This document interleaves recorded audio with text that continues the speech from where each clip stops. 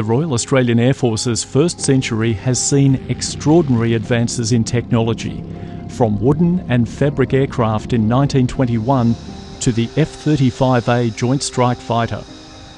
For the majority of its first century, Air Force's central focus was on operating traditionally crewed aircraft for high-end warfighting.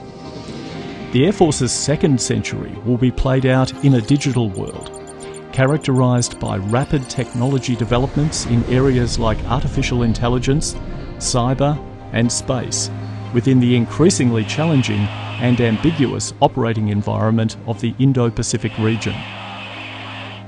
This is a challenging strategic environment, the likes of which we haven't seen, I think, since the Second World War. We're confronting those issues right now. Our Air Force needs to be ready to respond to those. It is, and will need to keep getting better at what we do. Air Force is preparing to introduce long-endurance, unmanned aerial platforms such as Triton, which can conduct more persistent intelligence, surveillance and reconnaissance.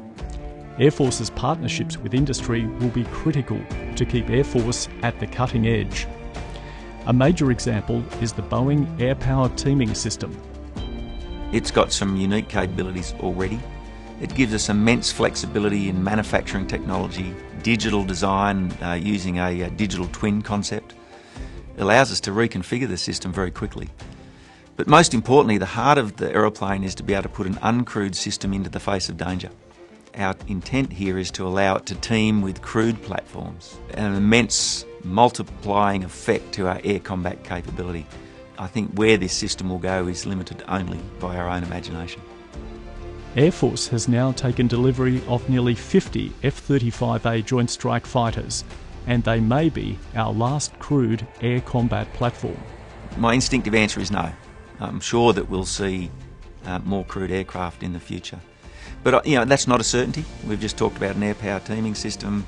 But my view is I think somewhere in there we'll still need a human on the scene, a human at the place that key decisions need to be made. Maybe back a bit so that they're not quite as exposed, and we'll send those air teaming systems into the face of danger before we start to risk our people.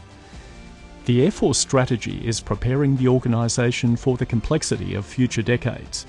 A key element of the strategy is developing the next generation of Air Force people. So people will always be a centrepiece for everything that we do in the Air Force. It's the heartbeat of our Air Force. It's pretty clear, pretty simple. From flying aircraft, operating aircraft, sustaining aircraft and air power, as we move into the space domain, thinking about how to employ space and cyber capabilities, how to integrate that into the system, that is going to be a human endeavour. Today's Air Force operates across 3 domains: air, space and cyber. We will also be working more cohesively with other elements of the ADF in joint operations. In the next 2 videos in this series, we will look at how Air Force is planning to develop its space and cyber capabilities, working with research and development partners and our foreign counterparts.